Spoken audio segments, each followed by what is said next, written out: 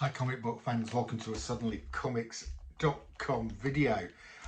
During the year 2023, my collecting theme for comics has been Bronze Age horror, and I would like to share with you some of my Bronze Age horror pickups and collections that have developed during the course of 2023. So I'm going to start off with maybe one of the most classic DC Bronze Age horror titles, in that it's virtually the entire run runs during the Bronze Age. So it starts in early 1969, it runs for 85 issues and finishes in 1978. So it runs for about 9 years, right through the Bronze Age, and the title is The Witching Hour. So it starts off being called It's 12 o'clock, it's the Witching Hour. And here we have number one. Now, the cover artist, one of the reasons this is one of my favourite series, is the cover artist on the huge majority of issues is the great Nick Cardy. So he does the art on the first 52 issues of The Witching Hour. Nick Cardy does the art on all but about 6 or 7 comics. So a huge run of Nick Cardy cover art here on The Witching Hour. And during those 52 issues, when Nick Cardy is not the cover artist, it's Neal Adams.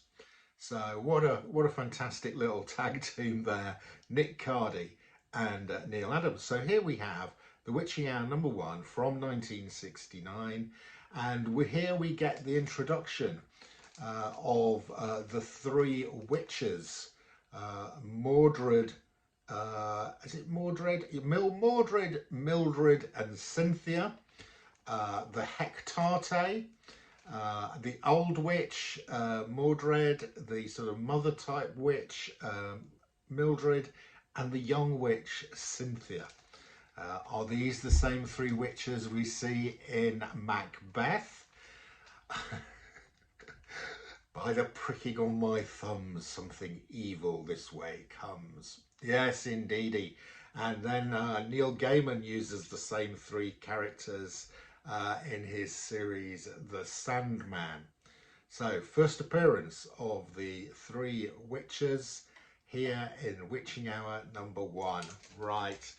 I haven't got 2, 3, 4 and 5. These early Witching Hours comics are expensive. Yeah. I went into Bronze Age horror because I thought I'd be able to get quite a lot of cheap pickups, but these early Witching Hours are quite pricey. Towards the end of the run, they are very easy to pick up, but early ones in good condition, tricky. However, I do have number 6, so I will be looking out for 2, 3, 4 and 5 at a good price during the course of 2024. Here we have another really nice Nick Cardy cover. You can see his use of strong colours coming through here. Next up, here we get our first Neal Adams cover here in issue 7. Nick Cardy gets a little break, and indeed here we have a prison break. So that's our first Neal Adams cover in issue 6.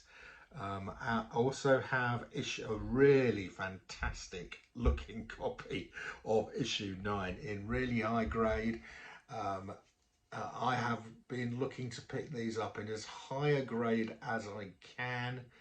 I will upgrade if I get high grades, but this one is really fantastic. I think this could be a very fine plus, maybe even a 9.0 near mint. Very nice. And then we have another Neal Adams cover. This is number 10, also in pretty decent condition. I think this is probably a 7.0, maybe a very fine minus, but again, look at the greens on this, very good. Next up, we are switching back to Nick Cardy. And here we have again another classic Nick Cardy cover here with very vibrant colours. Nick Cardy, famous for his colours, with following his great series on Aquaman, which I love. Nick Cardy is one of the great DC cover artists. All right, next up, and this is a classic Neal Adams cover. This is one of the more pricey books in the Witching Hour. Look at this. This is Witching Hour number 13, Unlucky for Some, and we have got a man screaming with a spider with a skull face hanging in front of his face. So you don't get much better than that. What a great first 20 issues we have in the Witching Hour. And then we get another Neal Adams cover, a floating haunted house. Let me restart that. A haunted house floating in space. Look at the vibrancy of the colours on this. Fantastic. And then we think this is our last Neal Adams cover for a bit. This is well, I think it might be our last Neal Adams cover on Witching Hour. I Married a Ghost. Brilliant stuff. Right, so we are indeed back to Nick Cardy, and Nick Cardy now is going to do the next load of covers you're going to see are all Nick Cardy. He had a run from about issue 20 through to issue 52 where he was the cover artist. And here we go. This one is not in great condition. I will look to upgrade this one if I do see a better looking copy at a reasonable price. Now this next one is in really nice condition, and it really is a great looking cover. This is number 22, and we sort of have a Beauty and the Beast type cover. Great. Next one is number 23, Come Share My Shroud. What happened here? Everybody in my hometown has turned into a ghost. Here we have a really nice cover. Warning, strangler loose. Woman must stay indoors at night. So this must have been in the sort of early 70s. I was at Leeds University when the Yorkshire Ripper was scouring the streets of Leeds, but that was in the late 70s, early 80s. So this was a bit earlier than that. And indeed what they did at that time is there was a curfew for men. Men were not allowed out on the street for a short period of time in Leeds beyond a certain time. Right, here we go. It's midnight. It's the Witching Hour, number 29. A time to live, to die. A time to live, a time to die. There we go. Another fantastic cover. There's some of these, you know, how Nick Cardy kept coming up with such great covers. I don't know. This is just wonderful. I Died Last Night. With a child sitting there drinking some water and the hands of some sea monster coming up behind him. Brilliant stuff. Right, next up, number 36. A bride is throwing her bouquet and is going to be caught by a skeleton woman. Nice stuff. Witching Hour 37. Come in, my dear. See the wonderful surprise I have for you. This one's great. Where is Silas? He told us to meet him here. He's never late. And poor old Silas looks like he snuffed it inside the clock. Oh, brilliant. Oh, look at this. We have a wonderful witch cover.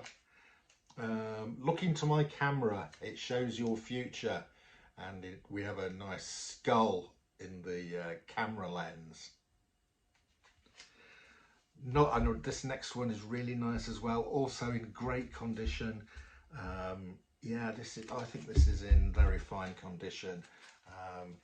Look at the condition on this, really good. Witching Hour what number are we at? 45. Again, Nick Cardy. Bruce, why don't you open your door so I can meet your new friend?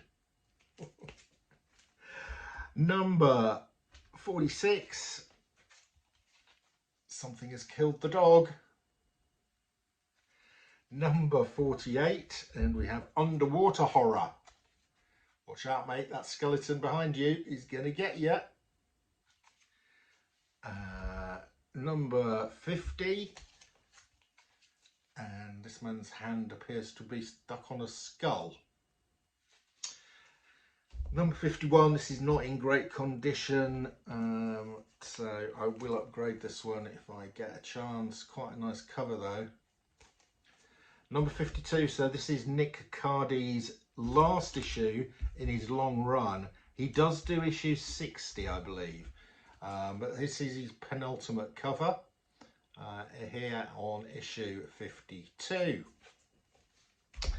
So, as I said, this runs from up to number 85 when we hit 1978, and is what is called the DC implosion, when loads of titles were cancelled, and The Witching Hour was one of them. Here we have number 55, and the quality of these covers continues. I mean, look at this. Now, I think that's a great cover, with the parents saying goodbye to the kid who's getting on the school bus, and it's being driven by a skeleton. Quite a lot of skeleton covers here. Witching Hour at number 63, another skeleton cover. Witching Hour number 74, and we have oh dear, one of the puppets appears to have come alive, and he's attacking looks as if he's going to attack the puppet master. It's midnight, it's The Witching Hour. Now, up to now, every comic I have shown you has been a cent copy. However, with issue 677, I find my first pence issue. Here we go, 12 pence. Now, I've also managed to pick up the cents issue for the same one. Look at that, there we go, and I love to do that. I don't know how many pence issues there were of this. I suspect I'm buying all these in the UK, so I don't think there were pence issues for many of these. This may have been one of the earliest ones, so I have bought this one in pence and cents. Number 78, it's Waxworks cover. Number 81, and again this is a pence copy, so I will be looking for a cent copy for this one. And here we have an astronaut cover, and the last one I have got is issue 83. It's a cent copy, so I will be seeking out 84 and 85. Right, so how many have I got of The Witching Hour? Out of the 85, I have got 32. So I still have quite a few to get. My collecting theme in 2024 is going to be to complete some of these Bronze Age, DC Bronze Age horror runs that I have started. Okay, so The Witching Hour is one that I want to try and complete over the next year or two. So I have managed to get 32 out of the 85 during the course of 2023, but it is one of my favourite series. I do like Nick Cardy, and I will be trying to fill the gaps in this series with as higher grade comics as I can find at the lowest possible price as I can find. It is always a challenge. It is the thrill of the hunt. That's what I love about comic collecting. So I hope you have enjoyed this video about It's Midnight, it's The Witching Hour. Sorry, I forgot to mention, yes, with this there's a change on issue 14. Okay, so up to issue 14, Dick Giordino was the editor. After issue 14, it became Marty Bolinoff. Okay, also with issue 14, the title slightly changed. So before issue 14, it was It's 12 o'clock, it's The Witching Hour, At issue 14, it changed to It's Midnight, It's the Witching Hour. Okay, so we get a change of editor and we get a slight change of title name at issue 14. There you go. That's one for you trivia buffs. But I quite like these little interesting snippets of information. So there you go. That's your lot. See you again soon.